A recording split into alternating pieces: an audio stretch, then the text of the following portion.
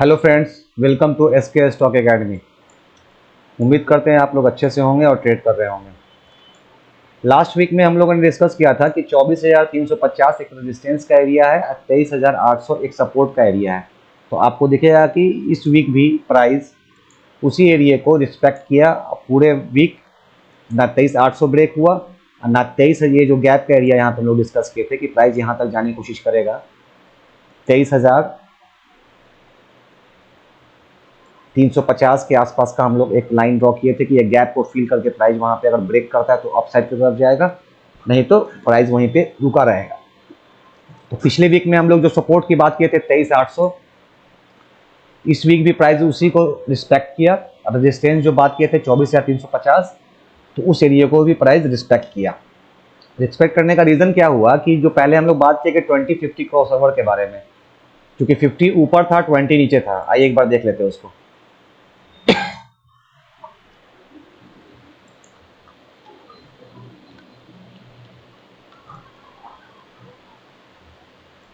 20-50 का cross over के बारे में हम लोग ने पिछले वीक भी डिस्कस किया था। लास्ट 2 वीक से हम लोग डिस्कस कर रहे हैं इसके बारे में कि 20 जब तक 50 के ऊपर नहीं आएगा मार्केट ऊपर नहीं जाएगा। अगर इसको ऊपर जाना है तो आके प्राइस को यहाँ पे एक्यूमुलेट करना होगा। आपको दिखेगा कि प्राइस यहाँ पे अब एक्यूमुलेट कर चुका है। लास्ट 3 वीक से प्राइस एक ही जगह पे एक ही रेंज में ट्रेड कर रहा है। अब आपको दिखेगा कि दोनों मर्ज होने का कोशिश कर रहे हैं, मतलब 20-50, रेड लाइन 50 SMA है और ब्लैक लाइन 20 SMA है। अब यहाँ पे प्राइस मर्ज करने का कोशिश कर रहा है। जैसे ये मर्ज हो करके अगर रिसेंट का हाई ब्रेक करता है तो हम लोग ऊपर की तरफ ट्रेड को देखेंगे। तो अब जो रेजिस्टेंस का एरिया हम लोग का है वो ये एरिया हुआ हम लोग का, ये हम लोग का जो जोन है। अब जोन थोड़ा सा हम लोग का रेजिस्टेंस का ऊपर चला जाएगा, 24,500 पकड़ लेते हैं, है ना। और नीचे की तरफ जो हम लोग का सपोर्ट है वो हम लोग का 23,800 का जो एरिया था वो वैसा ही रहेगा पहला, और दूसरा सपोर्ट है 23,650। अगर प्राइस इस लाइन के मतलब 24,500 को अगर गैप अप या सुपर कैंडल से ब्रेक करता है तो हम लोग को ऊपर के तरफ 500 से 600 पॉइंट का अप मूव इजी वे में अचीव होते हुए दिख सकता है। तो बैंक निफ्टी का भी हम लोग बात किए थे पिछले वीक में। ये तो निफ्टी की बात हो गई, इसको पहले खत्म कर लेते हैं। निफ्टी में है क्या है कि इस बार भी हम लोग का जो एरिया है 24,500 रेजिस्टेंस का एरिया है और 23,800 सपोर्ट का एरिया है। जब तक ये दोनों सेफ इस जोन में प्राइस है मार्केट रेंज में ही रहेगा। जैसे ही ब्रेक होगा कोई भी एरिया, या तो ऊपर में कटेगा तो गैप अप से ब्रेक होना चाहिए, नीचे अगर कटेगा तो गैप डाउन से ब्रेक होना चाहिए, तभी हम लोग कंसीडर करेंगे। अगर ऊपर का रेजिस्टेंस 24,500 गैप अप से अगर ब्रेक होता है तो आपको आने वाले टाइम में मार्केट 25,100 से लेकर 200 तक दिखा सकता है। हम लोग बात किए थे last week bank Nifty bank के बारे में कि पूरे मंथ जब चलता है इंडेक्स तो मंथ के लास्ट में प्राइस गिरता है। तो आपको दिखेगा कि हम लोग डिस्कस किए थे इस कैंडल पे 25 तारीख को हम लोग वीडियो बनाए थे। मार्केट क्लोज की थी, हुआ था वहां पे आपको 58,177। तो सोमवार और मंगलवार को आपको दिखेगा कि प्राइस वहां से 57,456 का लो लगाया, मतलब अप्रोक्स 600 से 700 पॉइंट का डाउन ट्रेंड देखने के लिए मिला। रीजन भी क्लियर था कि पूरे मंथ जो भी इंडेक्स या स्टॉक चला होता है फ्यूचर का, अगर इंडेक्स है तो उसका फ्यूचर भी है, Nifty future, bank Nifty future, है ना। अगर स्टॉक फ्यूचर वाले जो भी हैं अगर वो पूरे मंथ चले हैं तो मंथ के लास्ट डे में, लास्ट वीक का जो 2 दिन होता है उसमें वो गिरने का कोशिश करता है। तो आपको यहाँ दिखेगा भी कि 58,177 से 57,456 का लो लगाया, अप्रोक्स प्राइस 700 पॉइंट का डाउन ट्रेंड हम लोग को दिखाया।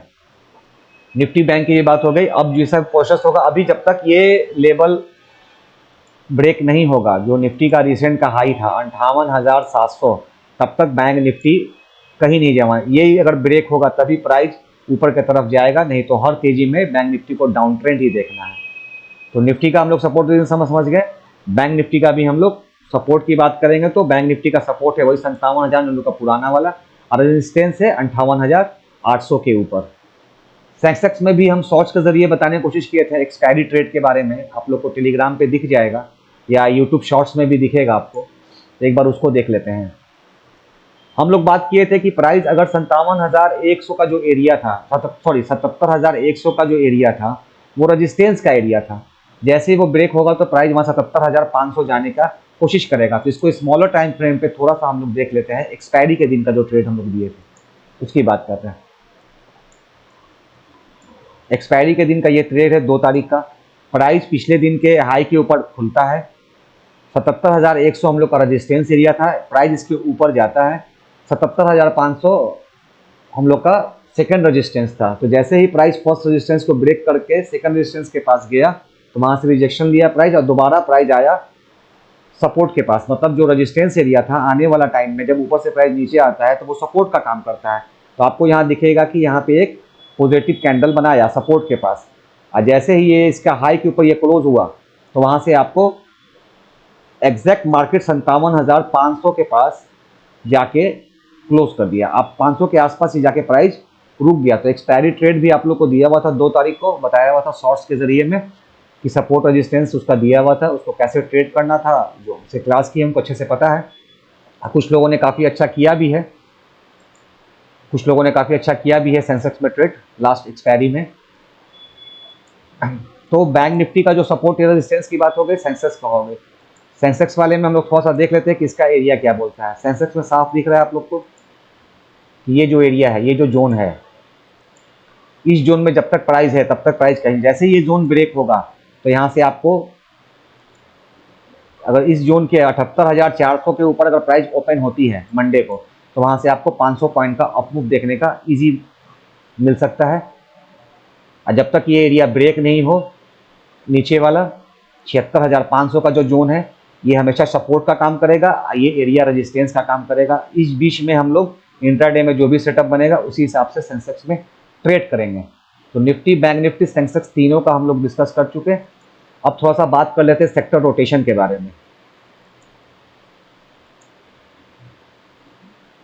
सेक्टर रोटेशन में आपको दिखेगा कि शॉर्ट्स के जरिए भी आईटी बीज की हम लोग बात कर रहे थे कि आईटी बीज यहाँ से अपमूव दे सकता है, क्योंकि आईटी बीज है और का वेटेज जो है वो निफ्टी में बैंकिंग सेक्टर के बाद ज़्यादा है। बैंकिंग अगर फ्लैट है, आईटी बीज अगर प्लस है, आईटी सेक्टर अगर प्लस है तो निफ्टी अपसाइड ही रहता है। अगर आईटी वीक है और बैंक निफ्टी भी वीक है तो मार्केट नीचे की तरफ रहेगा। अगर दोनों अपसाइड में है तो मार्केट फुल बुलिश रहता है, क्योंकि आप जब देखेंगे तो निफ्टी का जो वेटेज है बैंकिंग आईटी मिला के आपका 50% से ज़्यादा का वेटेज है। तो जो भी ट्रेड करे तो थोड़ा सा वेटेज पे भी ध्यान करके अगर ट्रेड करेंगे तो हम लोग को वहाँ से भी अलग इन्फॉर्मेशन एक मिल सकता है सेक्टर के द्वारा भी हम लोग को। तो निफ्टी का हम लोग रेजिस्टेंस एरिया मार्क कर लिए हैं, उसको नोट कर लीजिए। 24,500 के ऊपर खुलेगा तो बाई का ट्रेड पोजिशनल, अगर जब तक इस जोन में है तब तक हम लोग इंट्राडे में जो भी सेटअप बनेगा उसी हिसाब से हम लोग ट्रेड करेंगे। अब बैंक निफ्टी का रेजिस्टेंस एरिया 58,800, सपोर्ट का एरिया 57,000 के आसपास। सेंसेक्स का जो एरिया था अगर 78,300 के ऊपर निकलता है 400 के ऊपर तो वहाँ से 500 पॉइंट का अपमूव मिलेगा। अगर उसके नीचे ऊपर होता है तो नीचे का जो सपोर्ट है तो इंट्राडे में जो भी सेटअप बनेगा उसी हिसाब से हम लोग को ट्रेड करना है। क्योंकि 20 SMA या 50 SMA यहाँ पे आपको साफ साफ दिखेगा कि निफ्टी के में क्या हुआ है कि 20-50 अब मर्ज करने की कोशिश कर रहा है। जैसे ये मर्ज करके क्रॉस ओवर करेगा, ये जो रेजिस्टेंस एरिया है ये जो एरिया है अगर ये ब्रेक हुआ 24,500 तो आपको ऊपर की तरफ एक शानदार तेजी देखने के लिए मिल सकती है। तो वेट एंड वॉच कीजिए, आने वाले वीक में हम लोग देखते हैं कि मार्केट कैसे रिएक्ट करता है। जो कंडीशन होगी उस हिसाब से हम लोग ट्रेड करेंगे। सपोर्ट के पास पॉजिटिव कैंडल बनेगा तो बाई का ट्रेड, रेजिस्टेंस के पास अगर रुका रहेगा कुछ नेगेटिव बनेगा तो सेल का ट्रेड, गैप अप से ब्रेकआउट हुआ तो बाई का ट्रेड करेंगे हम लोग। बाकी इंट्राडे में जो सेटअप होगा, जो समझे हैं, जो आप जानते हैं, उस हिसाब से हम लोग ट्रेड करेंगे। Thank you.